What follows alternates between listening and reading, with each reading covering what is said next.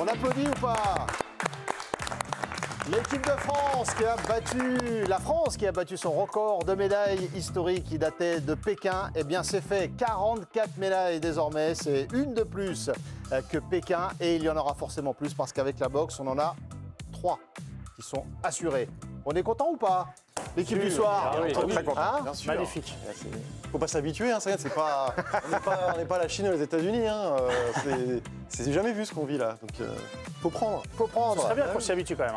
Oui, pour On en a les parlé un prochaines petit fois. peu hier là, Hein? sur la préparation mentale et tout ça, et qu'il fallait pas juste céder du public pour avoir autant de médailles. Donc j'espère qu'au prochain jeu, on va garder cette bonne dynamique. Ça va être dur.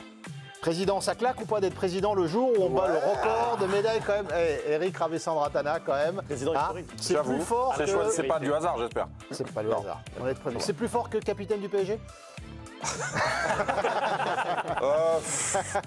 Je vais pas exagérer, non, c'est pas plus fort, mais c'est presque aussi fort. Tidiane Imbo, ça claque quand même. Évidemment, on est très heureux, on est très fiers. Bonsoir Messaoud, bonsoir tout le monde. Non, mais c'est fabuleux, c'est fabuleux. On est à la moitié des jeux, on bat le record. Moi j'ai d'abord, avant toute chose, et on aura le temps de le faire à la fin, mais envie de tirer mon chapeau à nos confrères de l'équipe. Quand ils nous ont sorti les 75 médailles, 75 si je dis pas de médailles, bêtises, ouais. bon, j'ai dit, attention, ils sont plus spécialistes que moi, donc je ne peux étaient optimistes, qu'approuver. quoi, vous dites. Mais je les trouvais un peu optimistes. Bah là, ils sont dans les temps, bravo. Romain, il est dans les temps, dans ses petites fiches. Il a un petit peu de retard sur les petites fiches ou pas? Non, c'est bon. J'ai tout ce qu'il faut. Il y a le tableau des médailles, il y a tout ce qu'il faut. Vous inquiétez pas.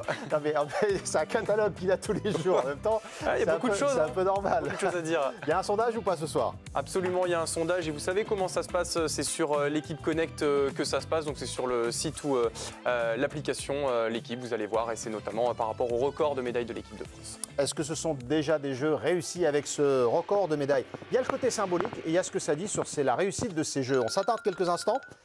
On va aller voir Anne-Sophie, elle est déjà prête au Club France. Anne-Sophie, qu'est-ce qu'on a fêté aujourd'hui? On a toujours des bonnes raisons de faire la fête au Club France. Record de médailles, qu'est-ce qui a fait le plus vibrer, tiens, aujourd'hui? On a fêté beaucoup de choses une nouvelle fois, Messaoud. On pense à la médaille de bronze, des fleurettistes à la médaille de bronze, également des nageurs français. On a aussi fêté le 100 mètres, figurez-vous.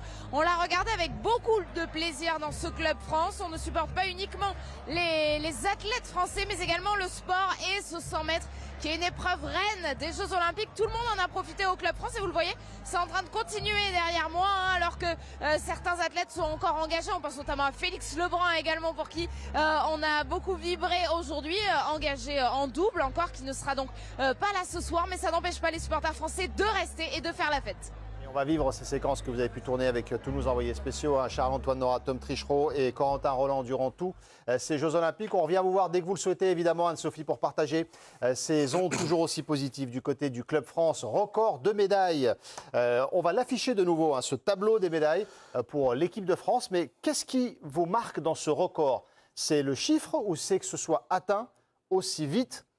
C'est le 9e jour de compétition et on a déjà battu le record. Georges. Moi, ce qui me marque, c'est que sur la première semaine, finalement, tous les cadors, toutes les stars françaises, elles ont été là, en fait. Ils ont été au rendez-vous. Léon Marchand, Teddy Riner. Alors, Clarissa Benigno, elle n'est pas chercher la médaille d'or, mais elle est quand même une médaille. Elle va chercher l'épreuve par équipe mixte. En triathlon aussi, on allait attraper ce qu'on espérait. Donc, moi, ce qui m'impressionne, c'est au bout d'une semaine, le bilan, c'est qu'on est au rendez-vous, en fait. C'est que finalement, il y a plus un effet pari qu'une pression pari pour les athlètes. Évidemment, quand on repense au 1, 2, 3 du BMX, notamment, c'est l'image la plus symbolique. Mais c'est ce que ça montre, quoi. Il se passe quelque chose. On a bien préparé mentalement aussi l'approche des Jeux. Parce qu'il y avait une crainte, il faut l'avouer quand même. Est-ce que la pression, parce que pendant des mois et des mois et des mois, les athlètes n'avaient que Paris 2024. Vous croisiez n'importe qui quand vous étiez athlète, on vous parlait de Paris 2024. Et là, ils sont au rendez-vous avec ce record déjà, Tidiane. Ouais, un record, un chiffre de 44 qui va encore s'améliorer.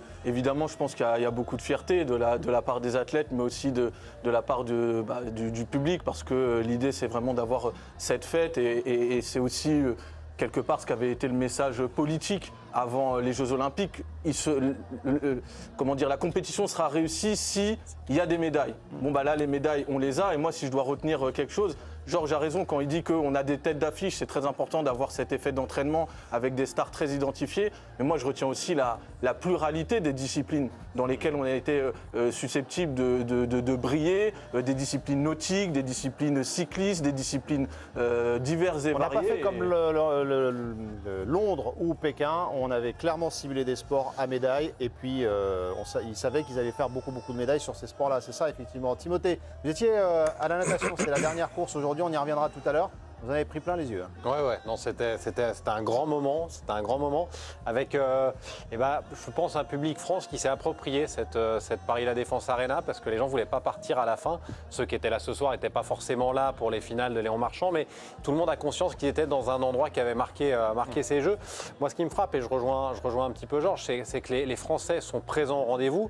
Ceux qu'on attendait sont là. Ceux qu'on attendait moins sont parfois un peu plus hauts que ce qu'on espérait. Et ça me rappelle un de mes chevaux de bataille permanents, c'est de dire qu'en fait la pression, qui semble être un gros mot dans le sport, a le droit d'être positive. Et je suis persuadé que les sportifs français se sont mis une pression positive, ils voulaient réussir. Et quand on fait un job, quel qu'il soit, on se met la pression, on réussit. Et ben c'est ce qu'ont fait les sportifs français, et bravo, parce que pour le moment, ils sont plus qu'au rendez-vous. C'est pour ça que vous êtes bon, vous mettez la pression quand vous venez alors. La pression, j'arrive, je me conditionne. Christophe, avant de vous entendre Christophe, d'ailleurs vous étiez sur l'organisation aussi de l'épreuve en ligne féminine. Encore une fois, vous nous direz si vous en avez pris plein les yeux comme hier pour les garçons. Romain, l'effet d'être à domicile pour les Jeux, est-ce qu'on est en plein dedans par rapport aux autres nations, pour la France, pardon? Oui, on est en plein dedans, évidemment. Un petit peu comme les autres nations lorsqu'il y avait eu d'autres éditions des Jeux Olympiques. Les précédentes, regardez, on a pris sur les dernières éditions. En fait, c'est le nombre de médailles supplémentaires par rapport à l'édition d'avant quand un pays organise à domicile. Et regardez, c'est significatif. Quasiment à chaque fois, il n'y a que les États-Unis entre Atlanta et Barcelone qui avaient fait moins. Sinon, les chiffres sont assez colossaux. On voit notamment celui de la Chine qui avait récolté 37 médailles de plus à Pékin en 2008. La Chine qui avait même vraiment embêté les États-Unis et qui n'était pas passé très loin de terminer première au classement des médailles. On va écouter Claude Onesta, le manager de la haute performance en France, qui a géré depuis de longs mois ces Jeux Olympiques donc, et le taux de conversion par rapport aux espoirs de médailles, aux prédictions de médailles, aux attentes de médailles, eh bien, il est exceptionnel. Regardez.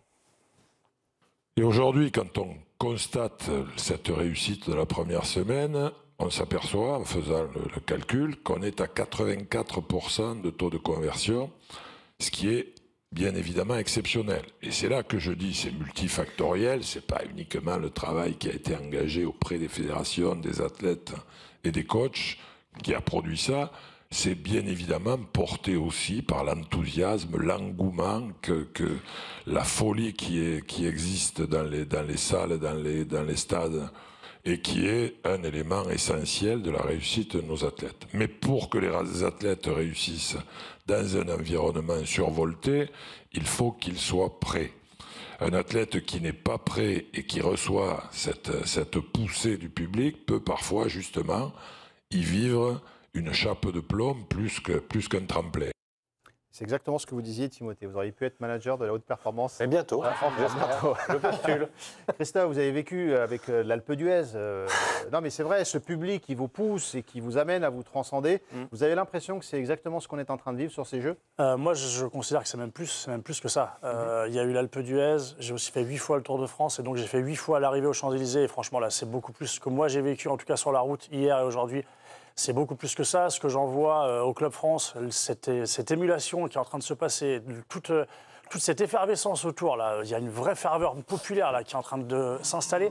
Honnêtement, la redescente après les Jeux va être difficile pour tout le monde, je pense vraiment. Tout à l'heure encore, j'étais au Trocadéro là, après mes épreuves, là, je buvais un coup et il y avait encore un monde incroyable.